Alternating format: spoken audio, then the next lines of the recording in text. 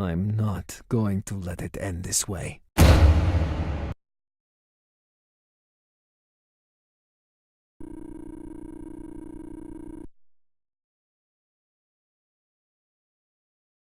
It was nothing.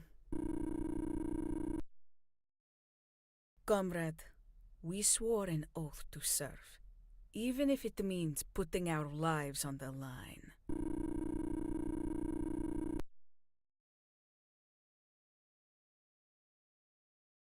Thrill. It's all for the fatherland, my dear deputy. I almost sounded like I meant it that time. Now, if you please see to my lovely little jet plane, I have to clean up for the staff meeting later. Does the quartermaster know? I'll deal with this. Yana, Staff Sergeant Yana. Good morning, Senior Lieutenant. Let's have a little chat in private. All right? Yes, sir. You know why we're here. Yes, sir.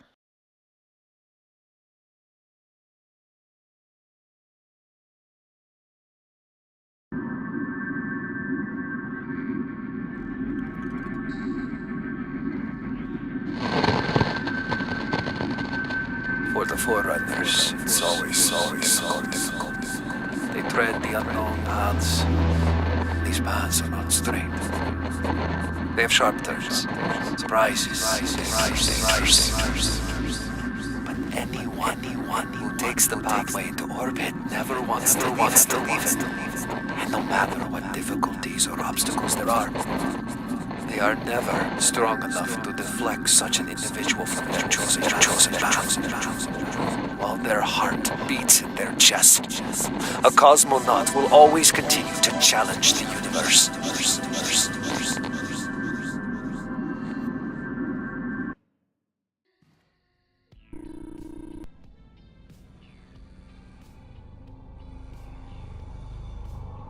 Of course I can't do that. If she fought back and won, she'd be shipped off to the gulag so fast her head would spin. But then I'd be a laughingstock for getting thrashed by a subordinate. Of course, I can't try to cut a deal with her. It shows that she has something I want. I can't give anyone that kind of leverage. Not to mention eventually the rest will find out she's getting special treatment. You will not rest until my jet shines. And you'll use a toothbrush to do it. Yes, sir. Yana's on toothbrush duty.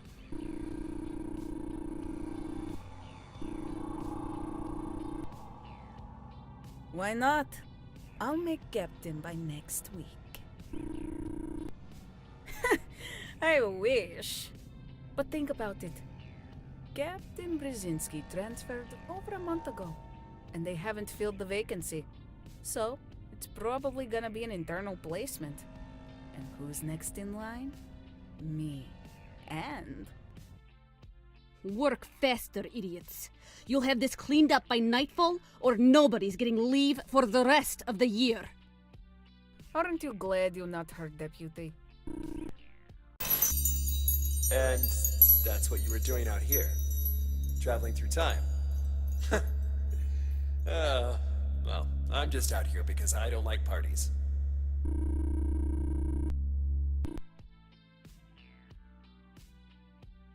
You want to know the 3 rules of leadership, Oksana? Rule number 1. Eat lunch with the company. Rule number 2. Don't make threats. Rule number 3. Never promise anyone anything.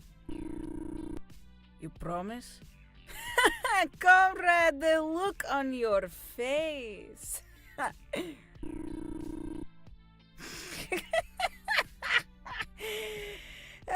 Well, anyway, I'll see you later.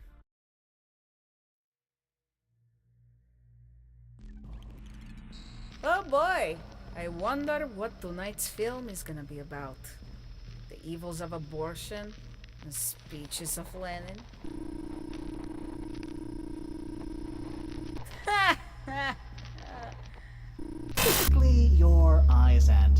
system are fine. Oh, then when this happens, why can't I see anything? Not again. I'm not coming down with something, am I? Feeling lightheaded, Lieutenant? No. Go ahead and take a day. I'll be happy to take that promotion while you're resting. Go to hell. Don't be so sensitive. In my home country, we call that a joke. Real comedians over in Georgia, huh? Well, in my home country, we have a saying for people like you. Poshelna fig. I hate her. I've been trying to get her transferred to some air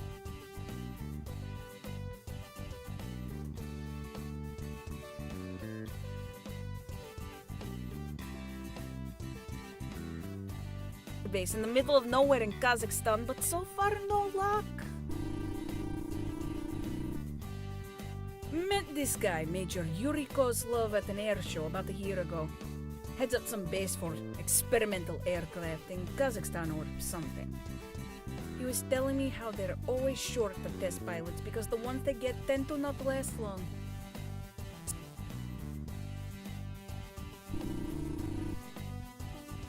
I know. Sorry, Oksana. But I really told Kozlov about you. Gvakarya's an idiot. But I see how you strain against the leash sometimes.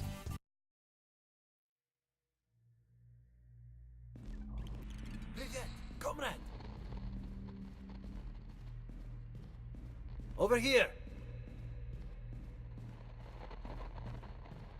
Psst! Over here! It's a local. I predict that you are very confused right now. That's an understatement. What is this place? Oh, you noticed. It's somewhere outside of time. Every memory of everything that has ever happened passes through here. And this is a dream, right? I wish. Reality follows different rules here. How did I get here? You came here on purpose. You probably don't remember that, though. You can't take memories out of a timeline, so you left them behind when you came here. But don't worry, they're still out there. Behind that door is your memory palace. If you can get in, you can access your memories again. Who are you? I know it seems crazy, but I'm exactly who you think I am. What? Are you famous or something? I'm not impressed. Only, I'm not really here. What you're talking to right now is a daemon. A demon? A daemon. It's like an echo of myself that follows the instructions I left for it. I set this up to activate if... well, if you're seeing this message, then I'm probably already dead. Or worse. There isn't much time. If you get your memories back faster than I did, you might still be able to save her.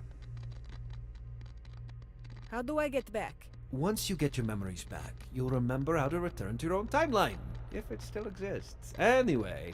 If it still exists? If you're not really here, how are we having a conversation? super advanced AI, right? Not really. I've just predicted everything you were going to say. You know everything I was going to say before I said it. Things usually turn out the way I say they will. Save her? Save who? Either I didn't think you would say that, or I didn't hear you clearly. If it was a question, try rephrasing it. What? Either I didn't think you would say that, or... I didn't mean repeat what you just said. Oh, sure. Yell at me when I'm trying to help. You're lucky I'm not really there. I have a real short temper, you know.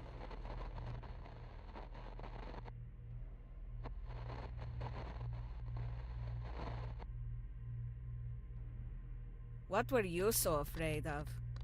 You must not think about him. I don't have much Either I didn't think you'd say that, or I didn't hear you clearly. If it was a question, try rephrasing it. You didn't want just anyone going through your memories, so you set up a security system that only you could crack. Now the door will only open once each of these capacitors is fully powered. Let's get started.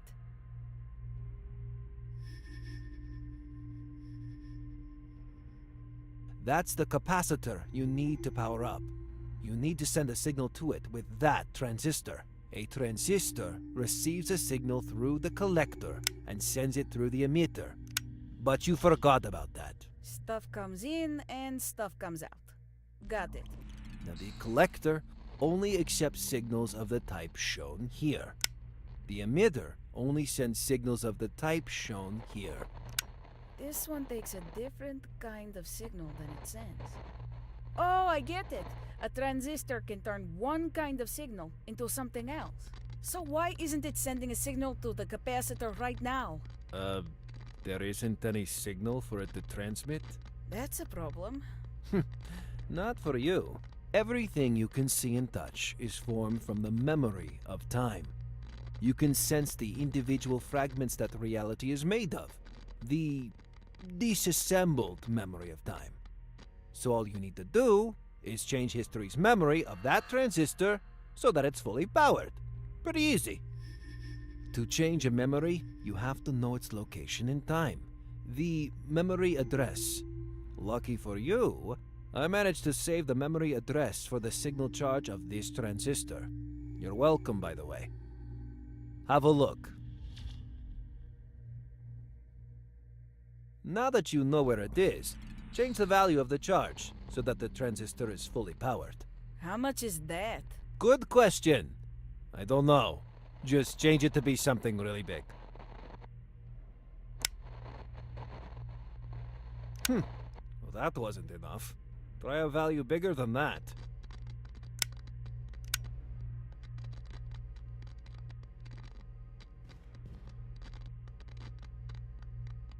I can't believe that really worked.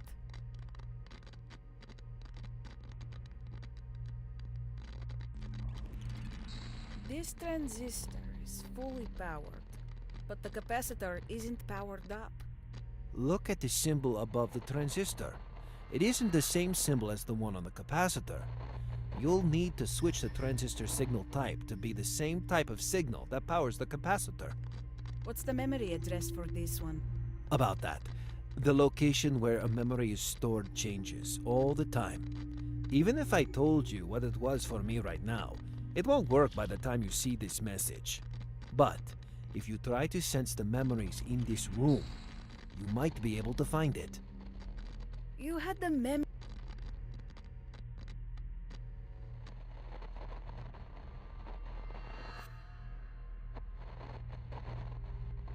address for the last one. That was a static object.